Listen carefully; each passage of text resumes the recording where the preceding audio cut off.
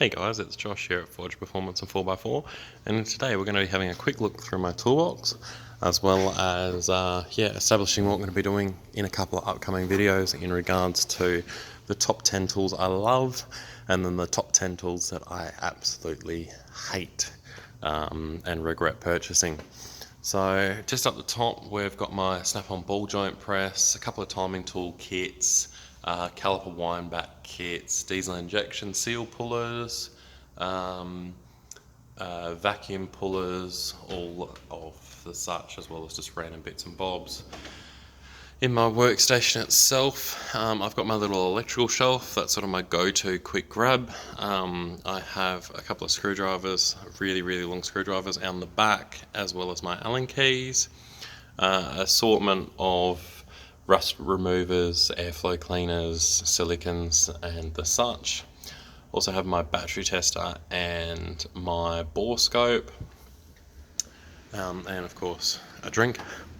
My top drawer I like to break into three sections, being 3/8, quarter drive, and 1/2 inch. I found that works really well for me. We have the snap-on twist sockets. These are used for when you round off your nuts.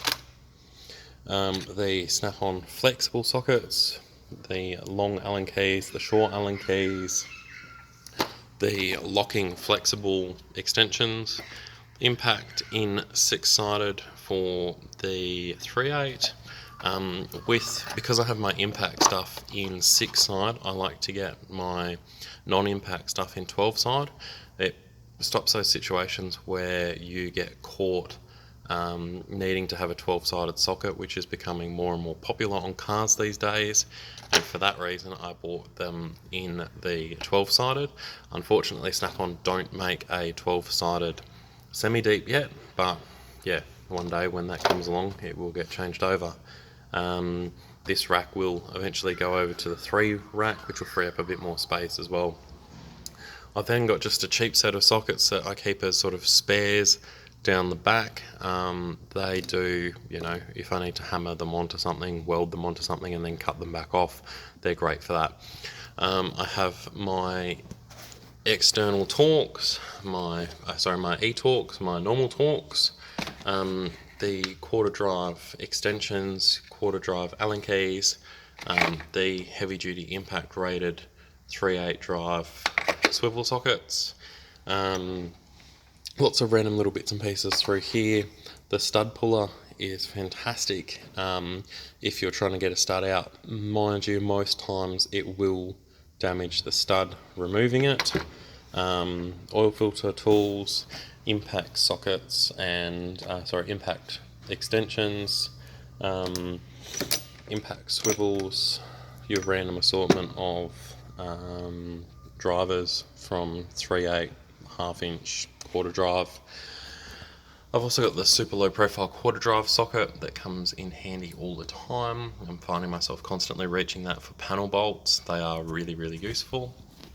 I also have the full set of quarter drive, semi-deep, deep, and shallow sockets. They're all in 6-sided, predominantly because I found that with a lot of the quarter drive stuff, it tends to have rounded edges from people using cheaper tools on it. Now, all of my tools, apart from a couple here and there, are metric, that we only work on metric tools, apart from obviously a quarter drive socket for doing the EFI 004P hose clamps. I then have in 1/2 inch the 1/2 inch impact and semi-deep, the 1/2 inch deep and shallow sockets, as well as a normal set of 12-sided sockets. I've slowly been going through and updating my inventory to have the 12-point as well as the 6-point, but yeah, for those who deal with Snap-on, we all know how expensive that can be. Impact and non-impact extensions and swivels, the normal Allen keys, the adapters to take drivers to here and there, and I quite often find myself modifying sockets. I tend not to modify the Snap-on ones where I can. This is a 27mm that we modified the other day to suit LS1 oil pickup for the oil pickup sensor, modified to clear the valley plate. We've got one here to suit a Series 1 and 2 Land Rover rear end for that ball joint that they use. Yeah, the nut's really tight in there, so quite often you can't get into it.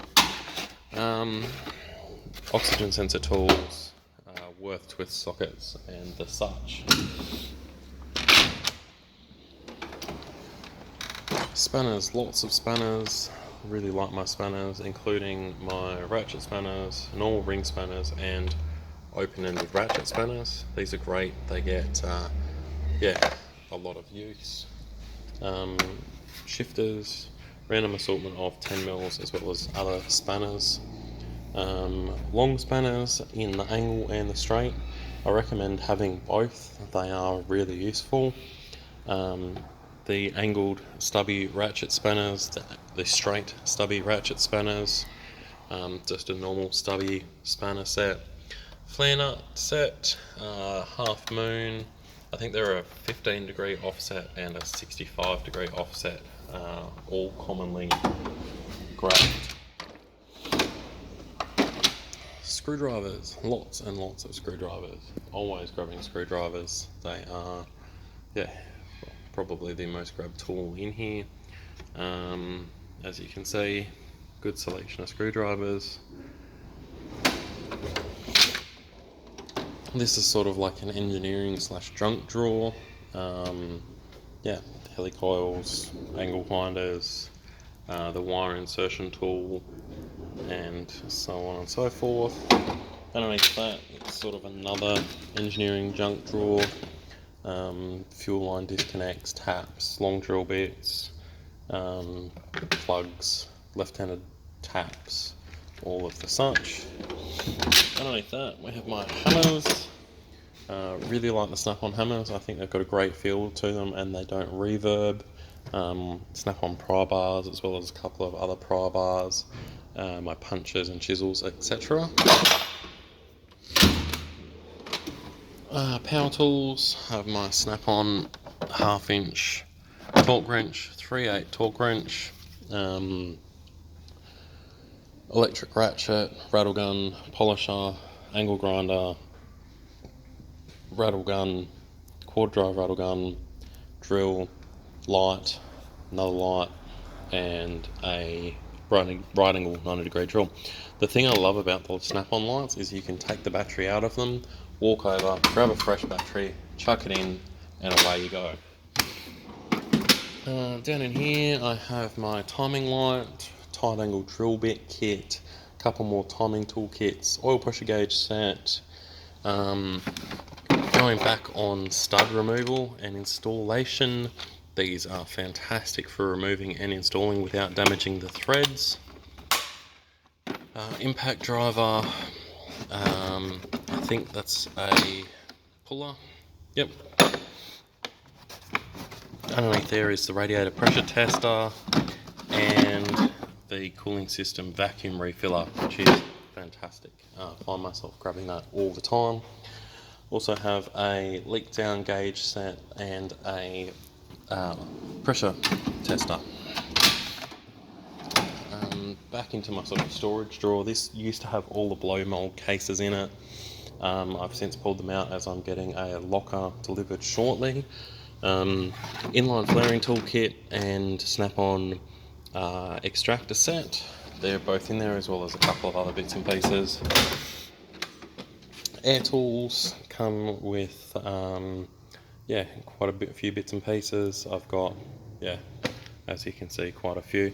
If you see anything during this video that you really want to see more of, just let me know in the comments. As I said, I'm going to be doing a bit of a review of what I've done, what I've got.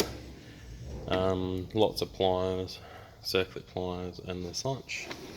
I'm going to be doing a review of what I've got, what I've purchased and what I don't like and what I haven't used. Look, that about wraps up today's video. I will put another video up shortly that is going to have a lot more stuff in it. And catch you guys later. Don't forget to subscribe.